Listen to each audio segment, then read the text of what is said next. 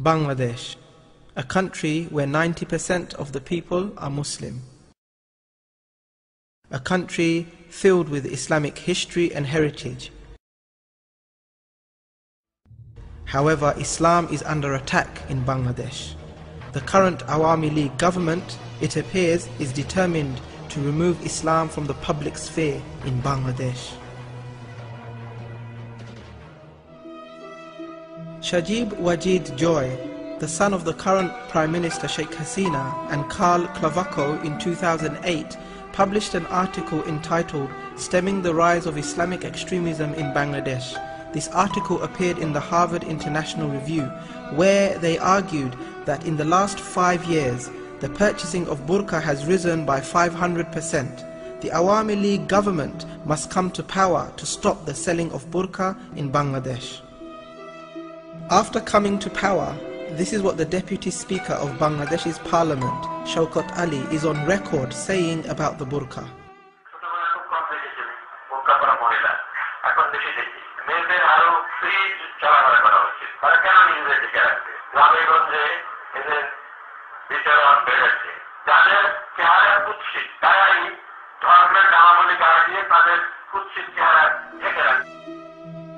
Such words from a senior government figure displays Awami League government's hatred against women who, out of modesty and a desire to please Allah subhanahu wa ta'ala, choose to wear the burqa. Increasingly, women who, due to Islamic conviction, have chosen to wear the burqa in the public domain are coming under pressure from places of work and education to abandon this religious obligation. Ma'am উনি বলছেন যে আমরা যদি nursing ভালোমতো করি, মানুষের সেবা করি, তাহলে আমাদের নামাজের দরকার হবে না। নামাজ কে দেখে, কিন্তু নার্সিং সবাই দেখবে। আমাদের শুধুমাত্র একটা নামাজ ঘর, সেখানে সকল মুসলিম মেয়েরা নামাজ পড়তে পারে, সেটার জন্যই ওদের এত সমস্যা, সেটাও বন্ধ করে দিতে। The most recent attacks on Muslim women occurred when 20 students observing the Islamic burqa belonging to various educational institutions were arrested for no apparent reason. Police raided their offices and found copies of the Holy Quran, Islamic books, as well as other Islamic literature. However, the police falsely informed the media that their search uncovered terrorist literature and a plot to carry out a terrorist attack. The 20 women were taken to Ramna prison, where all 20 were forced into one prison cell. Despite the freezing conditions, the women were not provided blankets, nor did they have access to drinking water or food.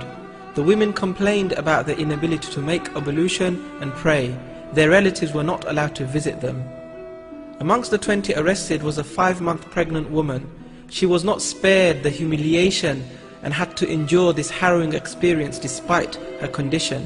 In fact, this lady was forced to climb 8 flights of stairs at the courthouse, even though a lift was situated nearby.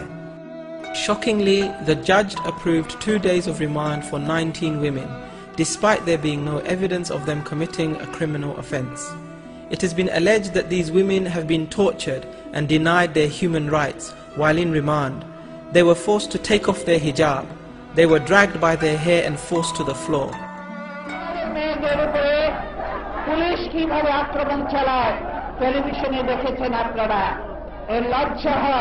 যে আমরা কোন দেশে বাস করছি, দেশের প্রধানমন্ত্রী মহিলা, অথচ এই মহিলাদের উপর কিভাবে নির্যাতন হয়। কয়েকদিন আগে দেখেছেন কতজন মহিলাকে ধরে নিয়ে গেল, প্রার্থনাশীল 16 জন মহিলাকে, প্রার্থনাশীল মহিলা, তাদেরকে ধরে নিয়ে গেল। ধরে নিয়ে যে শুধু ক্ষান্ত হয় নাই, তাদেরকে রিমান্ডে নিয়েছে, তাদেরকে অত্যাচার চালাচ্ছে। আমার দেশের মানুষ আমার মায়েদের উপরে এইরকম নির্যাতন করছে, এই জন্য কি আমার পিতামহ প্রাণ দিয়েছিলেন মুক্তিযুদ্ধে? এই জন্য কি আমার পিতা মুক্তিযুদ্ধ করে দেশ স্বাধীন করেছিলেন? This unjustified arrest of Muslim women saw the women's rights movement and various other human rights organizations call a protest meeting at the National Press Club. 20 জন ছাত্রীকে যারা ধরে নিয়ে কাশিমপুর কারাগারে রেখেছে, তারা জন্মগতভাবেই তারা পর্দানসীন, অথচ তাদেরকে বোরকা পরতে যাচ্ছে না, তাদের বোরকাগুলি নিয়ে নেওয়া হয়েছে। যারা বঞ্চিত জীবন যাপন করছে ওখানে, তারা নিজেরাও জানে না কি তাদের অপরাধ। আর আমরা যারা তাদের জন্য আজকে উৎকণ্ঠায় ভুগছি, বিচলিত আছি, আবেগাহত অবস্থায় এখানে সমবেত হয়েছি। তারাও জানতে চায় কি তাদের অপরাধ। তারা একটা পাশ্চাত্যের ঢঙের তাদের কিছু মেয়ে দরকার, তারা সেরকম মেয়ে দেখতে চায়। তো সেরকম মেয়ের জন্য জায়গা জায়গা আছে, তোমরা সেদিকে যাও। আমাদের এই ঢেকে ঢুকে আমরা একটু ভালোভাবে মেধা চর্চা করে, নিজেদের ইজ্জত হেফাজত করে, আমাদের পরিবারের ইজ্জত হেফাজত করে, বাপমাকে কলঙ্কিত না করে, সমাজ রাষ্ট্রকে বঞ্চিত না করে, কলঙ্কিত না করে আমরা একটা ভালো কিছু করতে চাই। আমাদের উপর তোমাদের কেন এত হায়নার দৃষ্টি?